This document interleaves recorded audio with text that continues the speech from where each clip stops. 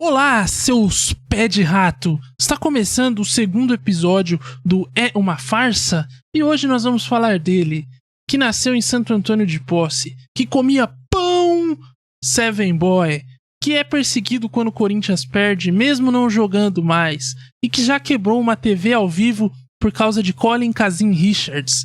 Sim, hoje vamos falar dele, o auto-intitulado craque, o que se denomina melhor comentarista e apresentador da TV brasileira. Craque Neto.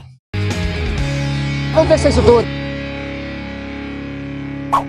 Primeiramente, acho que vale um disclaimer aqui. Se você é corintiano ou se mesmo você for o Neto, meu objetivo aqui não é ofender alguém, não é, enfim, causar discórdia. É apenas descobrir se as pessoas são o que elas dizem ser ou se elas são posers. Meu objetivo aqui é acabar com os posers.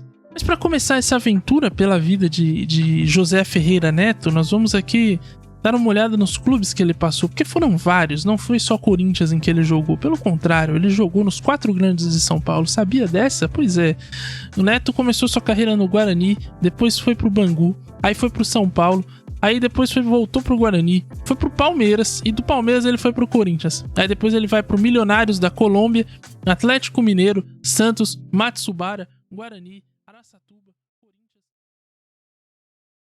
Indaiatuba, Paulista e encerra no Deportivo Itália da Venezuela. Uma carreira aí bem extensa, né? Mas sem dúvida os clubes que ele mais criou identificação foi o Guarani e o Corinthians, né? Curioso que ele jogou nos dois maiores rivais dos clubes que ele mais tem identificação. Ele jogou na Ponte Preta na base, e aí foi terminar a base no Guarani, e jogou no Palmeiras, né? E depois acabou indo pro Corinthians, onde ele criou maior identificação. O curioso é que antes de se tornar um ídolo do Corinthians, o Neto foi um grande algoz do Corinthians. Ele marcou gols no Corinthians em finais de 2 campeonatos estaduais, um deles em 87, no qual ele foi campeão com o São Paulo, e depois no ano seguinte no Guarani, em que ele faz um gol histórico de bicicleta, um golaço que é lembrado até hoje, um gol de placa. E naquele ano o Corinthians foi campeão, mas ele tinha essa fama aí de atormentar o Corinthians enquanto jogador rival da equipe alvinegra. Já no Corinthians ele foi muito identificado com a torcida, né, e acabou ganhando o apelido de Xodó da Fiel. Enfim, conseguiu reverter a situação e é um ídolo do clube até hoje, é muito lembrado por tudo que fez pelo clube, né? Colocou o clube no cenário nacional, foi o primeiro título brasileiro do clube, enfim. Então, ele teve muitas glórias com a camisa do Corinthians. O interessante é que a sua passagem pelo Corinthians, ela se inicia depois de ele ter um desentendimento lá dentro do Palmeiras com o técnico Emerson Leão e ele ser emprestado na... O interessante é que sua passagem pelo Corinthians, ela é sucedida logo após um forte desentendimento que ele teve com o técnico Emerson Leão no Palmeiras. Sim, Emerson Leão, que era ídolo do Palmeiras e estava começando sua trajetória como técnico, ele não gostava muito do Neto, escalava o Neto como ponta esquerda, o Neto preferia jogar mais como meia, e isso acabou, né, desagradando o Neto, que ficou puto, e aí ele foi trocado com o ponta esquerda Ribamar no final de 89 ali, e teve suas glórias no ano 90, especialmente no segundo semestre de 1990, em que ele liderou o time ao título brasileiro, primeiro título, como eu já citei, né? E essa questão do comportamento do Neto sempre foi algo muito marcante em sua carreira, né? E talvez tenha sido um dos pontos que atrapalhou ele ser tudo aquilo que ele poderia ter sido. A gente tem que separar o Neto também, e depois eu vou fazer escala melhor, em dois. Se eu separei o Beckham, né, enfim, quem viu, quem não viu, acho que o Neto a gente tem que separar da seguinte forma.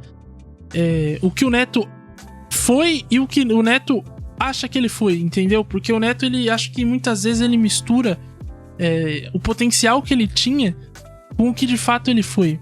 Porque todo o potencial que ele tinha e que muita gente fala que ele era um jogador diferenciado, muitas vezes não reflete na carreira dele. Por vários motivos, às vezes alguns falta de profissionalismo, enfim, o gênio forte que ele tinha. Tudo isso acabou formando o personagem Craque Neto, que até hoje se faz presente aí, né, agora como comentarista e apresentador, mas também atrapalhou ele muito na carreira futebolística, né, enquanto jogador. Então é importante a gente ter essa separação aí. Inclusive, esse lance do comportamento é um dos argumentos usado pelo Sebastião Lazzaroni, técnico da seleção na Copa de 90, para não ter levado o Neto na Copa, que talvez seja a maior frustração do Neto, né? Não ter tido uma carreira mais longeva, não ter disputado uma Copa do Mundo, não ter se tornado talvez uma grande referência nacional, né? Ele é vice-campeão olímpico em 88 e em 90 o Lazzaroni convoca a Copa do Mundo e deixa o Neto de fora. Motivo que gera discussão até hoje. Devia ou não devia ter levado? Ele também já disse que era questão da forma física do Neto. Enfim, é uma questão bem controversa. O Neto fica puto até hoje e critica abertamente o Lazzaroni por não ter levado. Muita gente também acha que deveria ter levado, outras pessoas acham que não deveria ter levado, enfim. Mas o fato também é que o Neto, né, tem algumas coisas muito interessantes na carreira. Eu citei o gol do Guarani, ele também tem um outro gol antológico no Maracanã, que ele cobra uma falta quase do meio campo contra o Gilmar Rinaldi, que optou por não fazer barreira. E naquela época o gramado do Maracanã era o antigo, então era muito grande, e ele acertar um chute daquela distância realmente no ângulo, foi um golaço, um puta golaço. Realmente era algo impressionante, né? A qualidade que o Neto tinha pra bater na bola, pra cobrar faltas, lances livres, era um negócio espetacular, assim, era... O aproveitamento dele é um negócio absurdo. Quer ver um exemplo idiota, tipo de... Nossa, que exemplo merda, mas que acho que mostra que o cara realmente sabia bater na bola? Procurem aí depois no YouTube, quando acabar esse vídeo, e se não tiver tendo live também do Meu Armadores, claro, o Desimpedidos, o vídeo dele no desafio do Fred, em que eles cobram faltas lá, 15 faltas, o cara acerta 14, velho. Tipo assim, é um aproveitamento absurdo, tá ligado? 99% o cara acertou. Então, e já com idade já, né, ele tá com quantos anos aqui hoje? Tá aí com 56, na época devia ter uns 55, 54, enfim. Foi alguns anos atrás, então... Mas mesmo assim, mostra que o cara tinha uma perna, né, afiada nas cobranças de falta. Não era um Zé Ruelo, um pé de rato, como ele mesmo denomina. Pelo contrário, ele batia muito bem na bola. Tinha uma visão de jogo apurado, pelo que... né, os relatos da época falam. Ele era um meio armador. Ele era um ganso mais vivo, né? Porque o ganso muitas vezes é criticado por ser morto. O Neto muitas vezes era um cara mais, né, aceso, mas às vezes aceso demais. Isso também gerava alguns problemas, né? Vale lembrar que ele teve um problema aí na sua carreira, que foi a cuspida que ele deu no árbitro José Aparecido, que marcou ele aí durante muito tempo, e ele mesmo se arrepende de ter feito. Então é uma questão aí que também deixa o Neto um pouco, né, enfim, acho que tira um pouco o brilho da carreira que ele poderia ter tido, né, principalmente a âmbito nacional. No Corinthians ele é ídolo e é muito respeitado, não à toa, conquistou e pelo que fez, mas acho que poderia ter sido mais, né? A gente vai dar uma olhada nos números do Neto, mas assim, eu não vou pôr todos os clubes, porque, sinceramente, com todo respeito aí ao Matsubara, ao Araçatuba, ao Indaiatuba, ao Paulista, mas assim, na moral, né, a gente sabe que daqui pra em diante ele já tá mais preocupado em, né, conseguir colocar o burro na sombra do que qualquer outra coisa. Então, eu vou focar no que importa aqui, né? Vou pegar de 84 a 94, um recorte de 10 anos aqui, ou seja, do Guarani até o Santos, e aí a gente vai dar uma olhada aí. Bom, tá aí, esses são os números, né? Pode notar aí que a melhor fase dele, sem dúvida alguma, né, disparadamente, foi no Corinthians, né? Ele teve 192 jogos, fez 78 gols. É interessante notar que vale destacar também que no Bangu ao São Paulo, principalmente no São Paulo, ele vivia ali fases de altos e baixos, alguns problemas de lesões também, forma física, enfim. E ele não conseguia ter essa regularidade, né? No Corinthians foi onde ele conseguiu ter essa regularidade e jogou o seu melhor futebol. Daí em diante, Milionários, o Atlético Mineiro, sinceramente foi outro grande fracasso aí. Inclusive rende um quadro aqui, porque essa passagem dele pelo Atlético Mineiro foi a famosa Selegalo. Você conhece a Selegalo? Pois é, então, vamos conhecer aqui, porque merece também esse espaço, viu? Que foi um clube bem desgraçado, essa Selegalo. E no Santos também, já no fim, enfim, já em reta final aí, ele não conseguiu manter essa regularidade durante a carreira, né?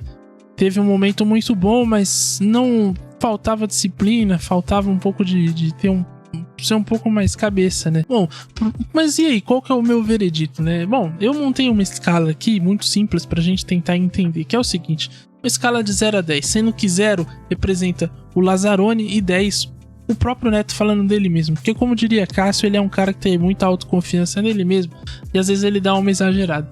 Eu colocaria o Neto ali no 7 na escala, entendeu? Tipo, acho que é um bom número, porque ele foi um grande jogador, mas ele não foi tudo aquilo que ele poderia ter sido.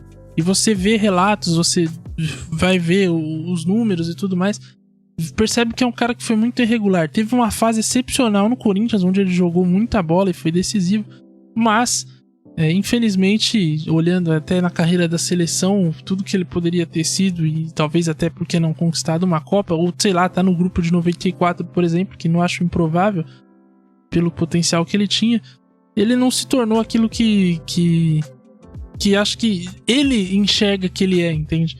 O jogador que ele é. Então, eu coloco nessa nota 7 aí e acho que tá de bom tamanho, né? O título de craque eu acho que é válido, até porque recentemente o Ozil se aposentou, e o Ozil é o ganso alemão, né? E eu vi muita gente colocando o Ozil numa lista de top 10 jogadores mundiais, top 10 jogadores mundiais da última década aí, alguns até do século. Eu falei, mano, peraí, né, velho? Com todo respeito, o Ozil era um bom jogador, teve um grande momento na carreira, sim, mas não vamos exagerar também, né, rapaziada? Então, se o Ozil pode estar nessa lista, por que o Neto não pode dizer que é craque, tá ligado? Eu parto desse princípio aí. Mas enfim, esse foi o segundo episódio do É Uma Farsa. Espero que você tenha gostado, que você tenha aproveitado. Deixe aqui o seu comentário se você concorda, se você discorda, se você acha que o Neto é craque, se não é. Deixa uma sugestão também de tema. Na semana que vem voltaremos com mais uma questão cabeluda aí pra ser descoberta. E é isso. Siga a gente nas redes sociais, @meuarmadores. Aqui também no Instagram, se você ainda não é inscrito, se inscreva, porque sempre teremos conteúdos, vídeos e lives pra você aí. Então é bom você ficar ligado e inscrito aqui pra não perder nada, certo? Muito obrigado a você que assistiu e até a próxima. Falou!